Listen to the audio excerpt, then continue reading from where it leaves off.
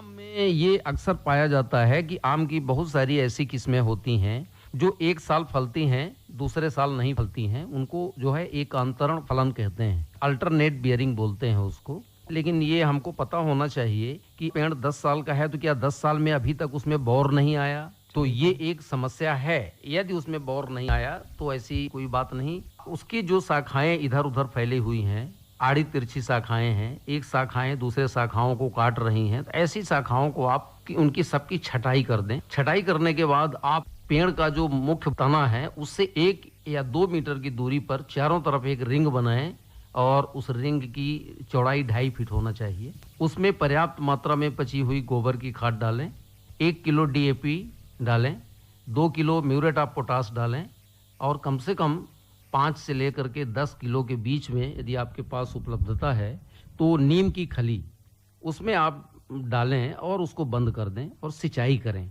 कई बार ये पाया गया है कि वो आम के पौधे जो नालियों में हैं और जहां लगातार पानी बहता रहता है उनमें भी ये समस्या आती है। कोशिश ये करें कि ऐसी स्थिति ना हो कि आपका जो आम का पौधा है वो पानी के पास हो जिसमें लगातार 24 घंटा पानी बहता रहता है। ऐसी स्थिति ना होने दें। तो आप ऐसा करेंगे तो निश्चित रूप से ये मुझे विश्वास है कि आपका आम का पौधा जो है वो फलन में आएगा। और ये खासकर आम के वृक्षों में ये बहुत बड़ी समस्या होती है, उसमें एक फंगस डेवलप हो जाता है। हमारे जो बागवान भाई हैं या किसान भाई हैं जो फलों की खेती करते हैं, विशेषकर आम के फल वृक्ष की जो खेती कर रहे हैं वर्तमान में, तो ये इसको मैंगो हापर बोलते हैं। तो बौर आने के पहले ही ये सक्रिय हो जाता है और ये आपको पता नहीं चलेगा, लेकिन ये जब खिल आती है तो ये रस चूसता है। रस चूसने के कारण उसमें एक फंगस डेवलप हो जाता है जिसके कारण आम के पौधों को बहुत नुकसान होता है और वो फलन यदि 80% माल उसमें है, फ्लावरिंग में है, तो उसमें से बहुत नुकसान होता है और किसान भाइयों को इसका ज़्यादा नुकसान उठाना पड़ता है। इसकी सावधानी ये है कि जैसे ही ऐसी स्थिति आए, सामान्य तौर पर ये पाया गया है, देखा गया है कि फरवरी मध्य से लेकर के या 10 फरवरी से लेकर के आम में बौर आना शुरू हो जाते हैं। कई बार तो ये पाया गया है कि जनवरी अंत में भी उन वृक्षों में जो एकांतर फलन हुआ है जिनमें, तो उनमें बौर आना शुरू हो जाते हैं। तो ऐसी स्थिति में बौर आने के पहले क्लोरोपाइरीफास नामक दवाई को 2 ml दवाई 1 लीटर पानी में डाल करके किसान भाई उसको स्प्रे पंप को शाखाओं के अंदर डाल करके और उसमें स्प्रे करें।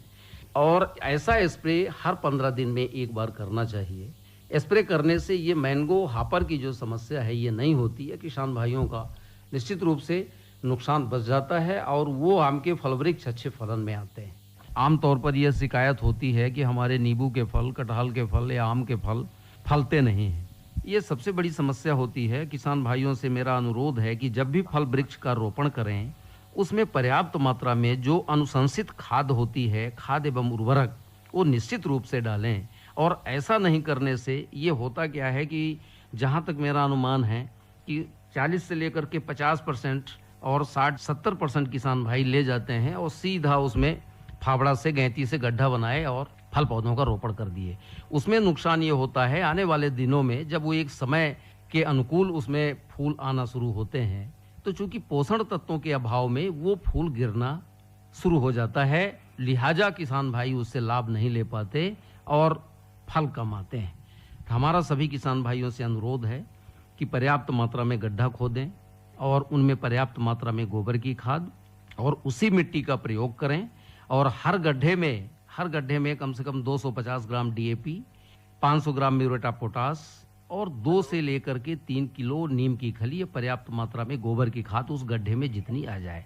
तो ये जो खाद का मिश्रण मैंने किसान भाइयों को बताया, यदि ये इस तरह का काम करके प्लांटेशन करते हैं तो निश्चित रूप से उन फल वृक्षों में ये फूल झड़ने और फलन की समस्या नहीं होती। तो किसान भाइयों को काफी लाभ होगा। आम वृक्षों की देखरेख, अभी आप इस विषय पर ये जानकारी प्राप्त कर रहे थे कृषि संकेत कार्यक्रम में।